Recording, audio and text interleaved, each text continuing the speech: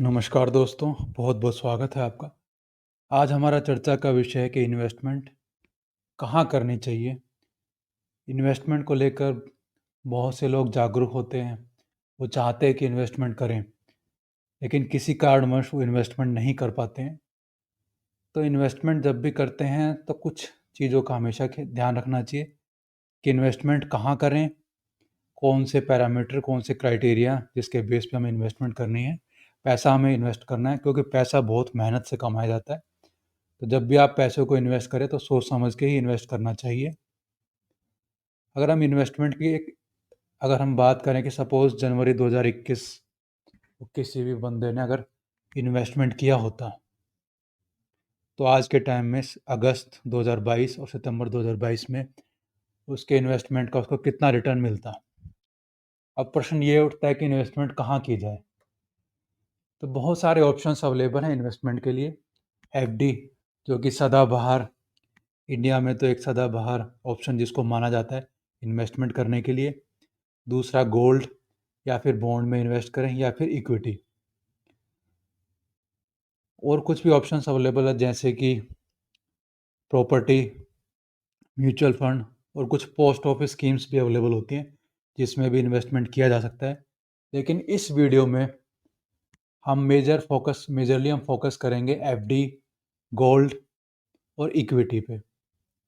इसके अलावा पीपीएफ भी हम कवर करेंगे कि पीपीएफ जनवरी 2021 में अगर किसी ने पीपीएफ में इन्वेस्टमेंट की होती, तो आज 2022 अगस्त और सितंबर 2022 में उसको कितना रिटर्न मिल रहा होता।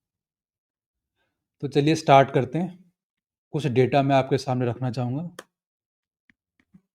जैसे कि एक देख पा रहे हैं, कॉलम है एसेट्स, जिसमें हमने fixed deposit, PPF, gold, Nifty 50 index, Nifty mid cap 100 index, Nifty small cap 100 index, Nifty multi cap 500 index, S and P जो कि यूएस की मार्केट है, और बिटकॉइंस। इसको हमने रखा है। जैसे कि आप देख पा रहे हैं कि इनका प्राइस अगर हम देखें जनवरी 2021,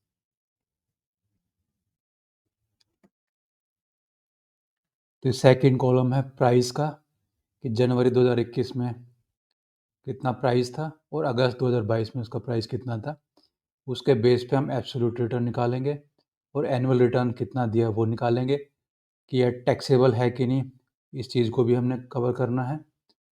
तो चलिए स्टार्ट करते हैं। अगर हम सदाबहार ऑप्शन एफडी फिक्स्ड डिपॉजिट की बात करें, तो फिक्स्ड डिपॉजिट सपोज जनवरी 2021 में अगर किसी को एफडी करवानी थी, तो उस टाइम पे जो एफडी का रेट था करीब-करीब 5.10 का था। जो कि हम एक स्टैंडर्ड बैंक की बात करें जैसे कि एचडीएफसी बैंक या आईसीआईसीआई बैंक या फिर एसबीआई बैंक, इनमें से किसी भी बैंक में अगर आप एफडी करवाते जनवरी 2021 में, तो उस टाइम पे जो आपको फिक्स्ड डिपॉजिट का जो रेट था उस टाइम 5.10 का था। और ये जो होता है, ये जो एफडी जो भी हम कराते हैं उस पे जितना भी हमें रिटर्न मिलता है वो सारा इनकम टैक्स में कवर होता है, मतलब उसके ऊपर आपको टैक्स पे करना होता है। चलिए दूसरे ऑप्शन की बात करते हैं जो कि पीपीएफ। पीपीएफ में प्राइस एप्लीकेबल नहीं है जनवरी 2021 का और अगस्त 2022 का। लेकिन जो एनुअल रिटर्न पीपीएफ से मिलता है वो करीब-करीब 7.10 का है। अगर जनवरी 2021 में किसी ने पीपीएफ में पैसा इन्वेस्ट किया होता, तो आज के टाइम में उसको करीब-करीब 7.10 का इंटरेस्ट मिल रहा होता। अगर हम एब्सोल्यूट रिटर्न की बात करें, तो एब्सोल्यूट रिटर्न आज के टाइम में करीब-करीब 10.65% का होता इन केस ऑफ पीपीएफ। और फिक्स्ड डिपॉजिट के केस में जो आपका एब्सोल्यूट रिटर्न होता है वो 7.65 का होता है। पीपीएफ में हमें कोई भी इनकम टैक्स नहीं देना होता है। तो अगले ऑप्शन की बात करते हैं गोल्ड। सपोज़ गोल्ड में अगर आपने इन्वेस्ट किया होता, तो गोल्ड का जो जनवरी 2021 में जो प्राइस था करीब-करीब तो रेट चला था 50,825 का था, जो आज के टाइम में 53,480। इस पे अगर हम रिटर्न कैलकुलेट करें, तो एनुअल रिटर्न गोल्ड में आपको 3.40 का मिलता और एब्सोल्यूट रिटर्न की बात करें तो 5.22 का आपको रिटर्न मिलता। और गोल्ड जो इन्वेस्टमेंट गोल्ड में होती है, उस पे भी टैक्स पे करना होता है। चलिए अब कुछ सेफर साइड थोड़ी सी, जैसे इक्विटी की बात करें तो इक्विटी में सबसे सेफर माना जाता है निफ्टी 50 इंडेक्स को, जो कि थोड़ा बहुत कम रिस्की होता है as compared to equity stocks. इसका अगर हम प्राइस देखें तो उस टाइम पे जनवरी 2021 में निफ्टी 50 का प्राइस था 14,371, जो कि आज के अगस्त के टाइम में 17,525 है। इसका अगर हम रिटर्न कैलकुलेट करें तो करीब करीब एनुअली 13.30 का रिटर्न हमें निफ्टी 50 में मिलता है, अगर किसी ने जनवरी 2021 में इसमें इन्वेस्ट किया होता। इसका अगर एब्सोल्यूट रिटर्न निकाले तो 21.95% होता। चलिए आगे अगला ऑप्शन की बात करते हैं। सपोज किसी ने निफ्टी 50 के अलावा निफ्टी मिड कैप में अगर इन्वेस्ट किया होता, तो निफ्टी मिड कैप ने काफ़ी अच्छा परफॉर्म किया है। तो प्राइस जनवरी 2021 में 21,157 का था, जो कि अभी अगस्त 2022 में 30,304 का हो गया है। इसका अगर हम रिटर्न कैलकुलेट करें तो करीब करीब एनुअली 24.19% का रिटर्न बनता है, और एब्सोल्यूट रिटर्न कैलकुलेट करें तो 43.23 का बनता है। ये भी आपका टैक्सेबल है। चलिए नेक्स्ट ऑप्शन की बात करते हैं कि सपोज किसी ने कहा कि हमें तो मिड कैप में नहीं स्मॉल कैप में इन्वेस्ट करना है। यहाँ पे एक बात जान लेते हैं कि मिड कैप वो कंपनीज होती हैं जिनका मार्केट कैप 5,000 रुपीज़ से 5,000 करोड़ रुपीज़ से 20,000 करोड़ रुपीज़ के बीच में होता है। स्मॉल कैप उन्हें कहा जाता है जिनका मार्केट कैप 5,000 करोड़ से कम होता है। तो चलिए अब देख लेते हैं, अगर स्मॉल कैप में किसी ने जनवरी 2021 में इन्वेस्ट किया होता तो उस टाइम पे प्राइस था 7,337, जो कि अभी अगस्त में इसका प्राइस है 9,349। इसका अगर हम रिटर्न कैलकुलेट करें तो करीब करीब एनुअली 16.27 का रिटर्न बनता है, और एब्सोल्यूट रिटर्न देखें तो 27.42 का है। ये भी टैक्सेबल, ये भी इनकम टैक्स के अंडर आता है। इसमें जो भी आपको प्रॉफिट होता है उसके ऊपर आपको टैक्स देना होता है। चलिए अब नेक्स्ट ऑप्शन देखते हैं, Nifty multi cap. Multi cap उन्हें कहा जाता है जहाँ पे मिड कैप भी होते हैं, ब्लू चिप कंपनीज भी होती हैं, और स्मॉल कैप कंपनीज भी होती हैं। एक मिक्सचर जो होता है उसको हम मिड कैप 500 कहते हैं। तो मिड कैप का अगर हम प्राइस देखें तो जनवरी 2021 में इसका प्राइस था 11,503,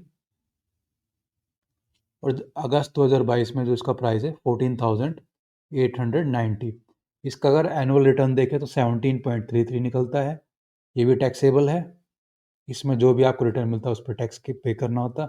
इसका अगर एब्सोल्यूट रिटर्न देखें तो वो होता है 29.44%। चलिए अगला ऑप्शन देखते हैं जो कि है यूएस मार्केट का S&P 500। S&P 500 में अगर किसी ने जनवरी 2021 में इन्वेस्ट किया होता तो उस टाइम पे इसका जो प्राइस था, इसके इंडेक्स की जो वैल्यू थी 3,841 थी, जो कि अगस्त 2022 में 4,145। इसका अगर एनुअल रिटर्न देखें तो इसने करीब करीब 5% का एनुअल रिटर्न दिया है, और एब्सोल्यूट रिटर्न देखें तो इसका जो एब्सोल्यूट रिटर्न है 7.91% का है। ये भी टैक्सेबल है। अगर इस पे जो भी आपको इंटरेस्ट मिला होगा उस पर भी आपको टैक्स पे करना ज़रूरी। नेक्स्ट ऑप्शन मैंने रखा है बिटकॉइंस को। बिटकॉइंस को भी मैं एक इम्पॉर्टेंट इक्विटी की तरह ही काफ़ी इम्पोर्टेंट मानता हूँ। ये बात अलग है कि बिटकॉइंस पे जो इंटरेस्ट, जो इनकम टैक्स काफ़ी ज़्यादा गवर्नमेंट ने बढ़ा दिया है, तो करीब करीब 30% आपको इनकम टैक्स पे करना होता है बिटकॉइंस पे, जो भी बिटकॉइन से जो भी आपकी अर्निंग हुई है। चलिए देखते हैं बिटकॉइंस। इसकी जो वैल्यू थी जनवरी 2021 में वो थी करीब करीब 2,344,317, जो कि अगस्त 2022 में घट के हो गए 19,15,311। इसका अगर हम रिटर्न एनुअल रिटर्न देखें तो माइनस में इसने रिटर्न दिया -13.40। एब्सोल्यूट रिटर्न देखें तो -18.30। तो बिटकॉइंस में अगर किसी ने जनवरी 2021 में इन्वेस्ट किया होता तो काफ़ी लॉस में इस टाइम पे वो होता। प्लीज़ वीडियो को लाइक करें। जो फर्स्ट टाइम चैनल पे विजिट करें प्लीज़ चैनल को सब्सक्राइब करें। इसी तरह के इंफॉर्मेटिव वीडियो हम आपके लिए आगे भी लाते रहेंगे। तो दोस्तों मिलते हैं अपने अगले वीडियो में, तब तक के लिए नमस्कार, जय हिंद।